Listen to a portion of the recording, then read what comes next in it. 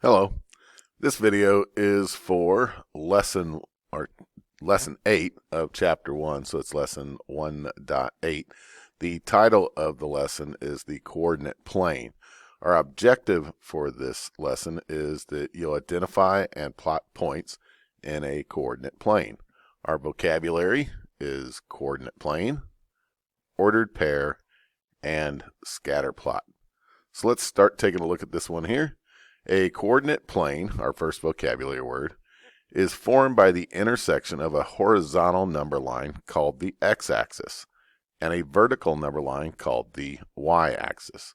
The axis meet at a point called the origin and divide the coordinate into four coordinates, or divide the coordinate plane into four quadrants.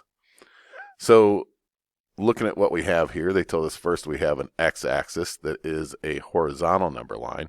So here is our x-axis right here. It is horizontal. Horizontal means it goes across, just like whenever you look out across the field where the earth meets the sky, we call that the horizon. So horizontal means going across, and it is the x-axis. So we refer to this as the x-axis. Then also there is a vertical number line here, and we call this the y-axis. And where the two meet, where the x-axis and the y-axis meet, we call this the origin.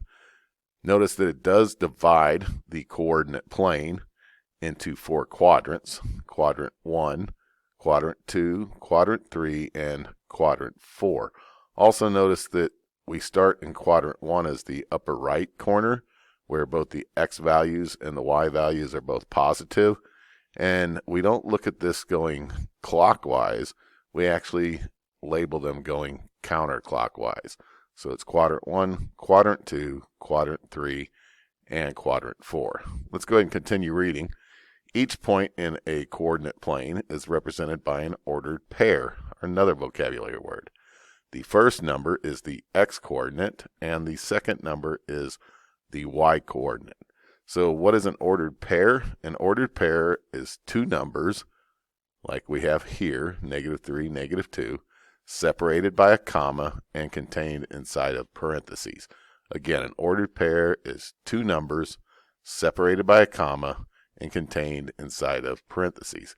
And what an ordered pair shows us, or communicates to us, is any given point in the coordinate plane, such as point P. We see point P here. We have a value of -3 for x. That means as we start from the origin, notice that at the origin x is 0 and y is 0. But as we start at the origin, we go to where x is -3 here, and y is -2 here, and where that -3 and -2 intersect, this right here is a given point. We're calling that point P, where x has a value of -3 and y has a value of -2. Another interesting thing to talk about here is that in quadrant 1, that both of the points, x is positive and y is positive. Over here we see that all of our x values here are negative and all of our y values are positive. Down here in quadrant 3, notice that all of our x values are negative and all of our y values are also negative. And then in quadrant 4, we see that all the x values are positive and all the y values are negatives. So again, in review here real quick, x and y are both positive in quadrant 1, and notice that they're both negative in quadrant 3, the kind of catty corner from each other. Whenever we move over to quadrant 2, our x values are negative, but our y values are positive.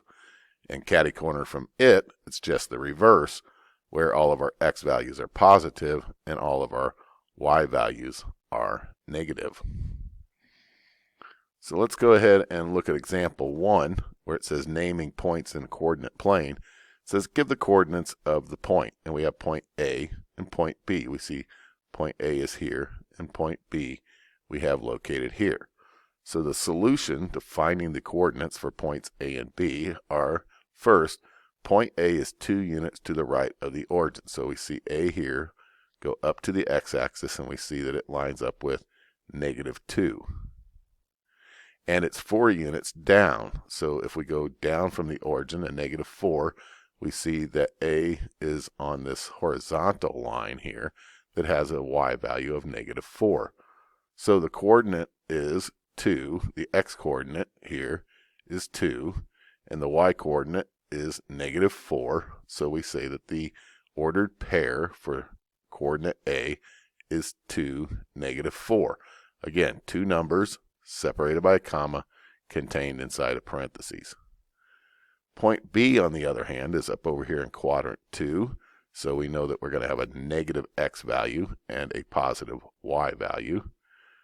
And for the x value, we want x first. That's why they're called ordered pairs, because x comes before the y. So we have an x value. We go over here and see that B lines up where x is -3. And it also lines up with this line here where y is +2. So we end up with a coordinate of -3, +2. Our checkpoint asks us to give the coordinates of point C, D, and E. So let's look at that. I like to use a line. I'll use a line to investigate it first. So looking at C. C, if we go over, notice that we have to go over here to where x is 4. So this matches up with x is 4.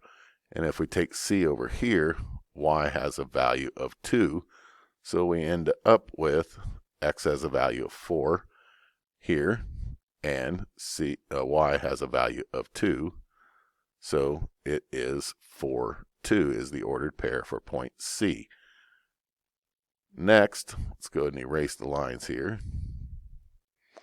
On our next one, we're looking for D. Well, D, notice D is right on this y-axis. So it's lined up where x is 0. So in this case, we're going to start off with x is 0.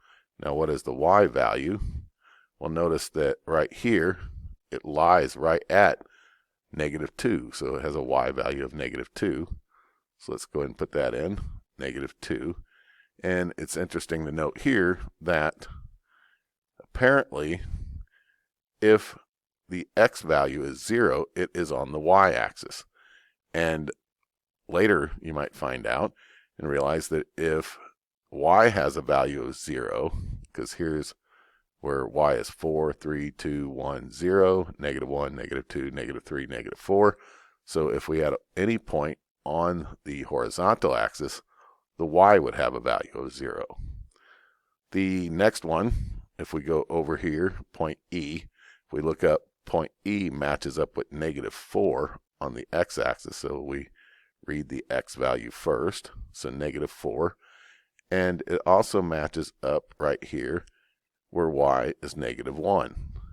And notice that both numbers are negative, and we talked about this in that first slide here, that in the third quadrant, both numbers should be negative. And sure enough, both numbers are negative, and E is indeed here in the third quadrant. Next it says, for example 2, plotting points in a coordinate plane. So plot the point in a coordinate plane, describe the location of the point. So point A is 4, 1. So that should be 4 units to the right of the origin. So as we go over 4 units to the right of the origin, so it does indeed line up with +4 for x. And 1, that should be 1 unit above the origin. So if we go up 1 right here, indeed it has a value, a y value of -1. So this point here matches up with an x value of 4 and a y value of +1. So that would be point A plotted here. On the next one, looking for B. B is 0, -3, so it's going to have an x value of 0. So remember that if the x value is 0, it is somewhere on the y-axis, the vertical axis. And -3, we see here indeed B does line up and land right there where y has a value of -3. So point B is going to be on the y-axis, has an x value of 0, and it's going to be where x equals -3 right here. And then finally, c is -2, -5. So it should line up where x is -2. And indeed, we see this red line here showing that c does indeed line up where x is -2. And y should have a value of -5. So we look down here at -5, and we go over there to point C, and indeed we see that it does line up where x has a value, or y has a value of -5. So C is -2, -5. In the checkpoint down here, it says to plot each of these points in the coordinate plane, describe the location of the point. So we know that our x number comes first. It's x comma y. So two values separated by comma contained inside of parentheses. So for p, we should go to -1. So we'd have -1 right here. And then we need to go to +1 right here.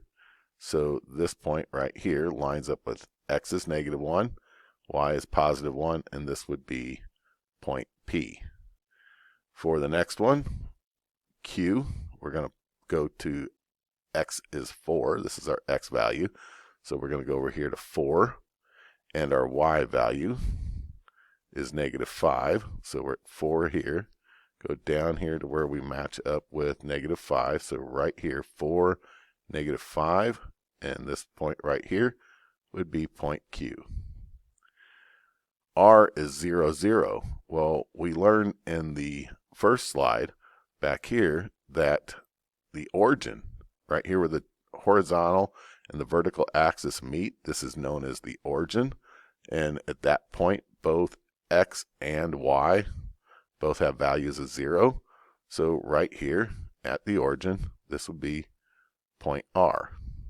And then finally, S is -2, 0. Notice that the y value is 0.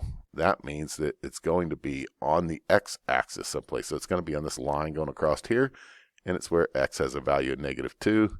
So right there at that point there is going to be point S. Next we come to scatter plot.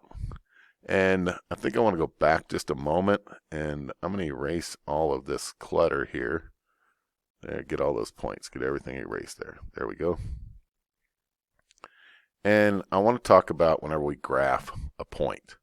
We want to find the x first, then the y value.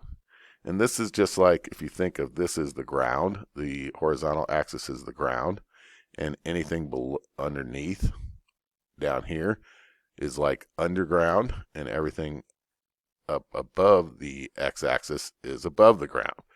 So if you were trying to find something buried in the ground, you would first go above it and then dig down to it. You wouldn't like dig down to it and then try to dig sideways. It'd be easier to go across the ground to where it's located and then dig down. So you would first go to your x-axis to find out where it's at, and then if it's down, you would have to then go down. Likewise, if you were trying to get to this spot here, you wouldn't climb up a ladder to 1 and try to reach over to 4. You'd first move over to 4 and then climb the ladder up to get what's above it. So that idea of going above something and digging down to it, or going over to something and then reaching up to it, is pretty much kind of a little explanation, you might say, or a way to remember that you need to do the x value first and then the y value.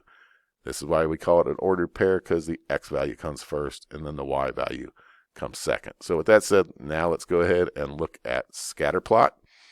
A scatter plot uses coordinate plane to display paired data. Now, data is a fancy word for information. Each data pair is plotted as a point. They call it pair because it's two numbers, just like a pair of shoes is two shoes. One's going to be an x value, the other is going to be a y value. A scatter plot may suggest whether a relationship exists between two sets of data. So making a scatter plot is example 3. The story is about some fish. A biologist measured the lengths and masses of 8 rainbow trout. Making a scatter plot make a scatter plot of the data shown in the table and describe any relationship that you see. So in our table here, our first column is our length and our mass. How long is the fish and how much does the fish weigh? Notice we're measuring in millimeters for the length and we're measuring in grams for the weight. And then each of these pair up. So a fish that is 405 millimeters weighs 715 grams. Likewise, this fish that's 247 millimeters happens to weigh 184 grams. So we have 1, 2, 3, 4, 5, 6, 7, 8 fish that we have measured and that we weighed, and these are their matching data points. So we write data as ordered pairs, so we're going to let the x-coordinate represent the length and let the y-coordinate represent the mass. So 405 and 715. Here's 405, 715. The next fish is 360 and 557. 360, 557. And notice that we have 1, 2, 3, 4, 5, 6 more data points, and that is the remaining 6 fish that we see here. The next object, or the next thing we need to do is to plot the ordered pairs in a coordinate plane. So you only need to coordinate, or you only need to graph in the first coordinate because, well, notice that they're both positive. All of our x values, that is the length of the fish, and all of our y values, the weight of the fish, are both positive. So we only need the first coordinate. So this plot right here looks like it's 250 and just under 200. So fish, it's about 250 and just under 200. This fish right here is plotted right there. For instance, this point right here is going to be about 350 and just over 500. So it looks like this fish here, 351 and 506, is represented by this data point here. And finally, this last one up here, this looks like the heaviest fish, just over 400. So that must be the 413, and it's 754. Well, notice here's 700, here's 800, so right in between 700 and 800. It's about 754. So this last data point here is that fish that is, the 413, 754. So once we plot it, we can start to see somewhat of a relationship. It seems to be that as the fish gets longer, its weight gets heavier. And that seems to make sense, won't it?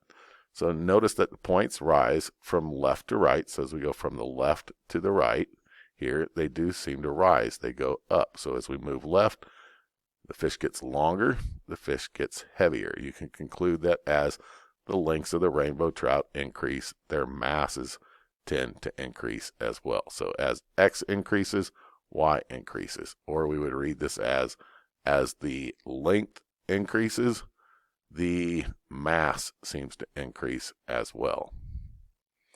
So for our guided practice, what is the coordinate, or the x-coordinate of the point negative 12, 7? Well, we know that the x comes first, and then the y comes second, so the x-coordinate is negative 12.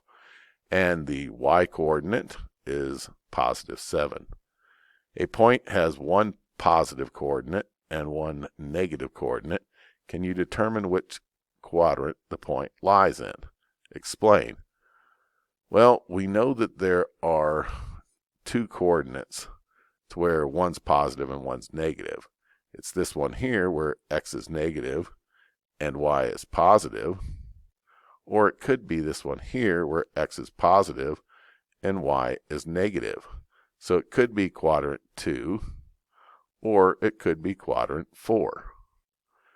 However, they don't tell us which one's negative, whether it's the positive or the negative. Whether it's the x or the y value. They don't tell us that. They just say that one of them's positive, the other one's negative. Can you determine which quadrant the point lies in? No, you can't, because there are 2 quadrants in which one of them is positive and the other is negative. Here, plot the points in the coordinate plane. Describe the location of the point. So we'll do a couple of them here. Let's do 3 and let's do 5. So if we had a coordinate plane here, and 2, 3, we would go over to where x has a value of 2 and y has a value of 3, and that would be right here, and we call that point J. Number 5 for point L, well, x is 0. So right here's where x is 0 at. It's right here at the origin. And since x is 0, we know it's going to be someplace on the y-axis, and it has a y value of -3. So we go down here to -3, where y has a value of -3, and this point right here, well, that would be point L. And then finally, we're not going to create this scatter plot here. If we were to do so, we would realize that our ordered pairs would be from the x values and the y values. So we would have ordered pairs like 8, 19, and 24, and 13. Getting these numbers from matching these up. Here's my x value, here's my y, x, y. Let's do one more. X value, y value would be 31 and 17. And I would have to create another, 1, 2, 3, 4, 5, 6. So we have 9 data points altogether, and we'd end up with 9 of those. We'd then have to graph all of these, and then we'd have to look and see if there was a relationship between them. So in review, we're looking at, let's go back to the beginning. The coordinate plane has 4 quadrants. That we start at the upper right with quadrant 1, and we work our way around going counterclockwise. At the middle, where x is 0, y is 0, this is known as the origin. And we also found out that quadrant 1, they're both positive, and quadrant 3, they're both negative, and then quadrant 2 and quadrant 4, one's positive, the other one's negative, with the quadrant 2 having the negative x value and the positive y value, and quadrant 4 having the positive x value and the negative y value. We talked about whenever you plot them, you find the x value first, then the y value.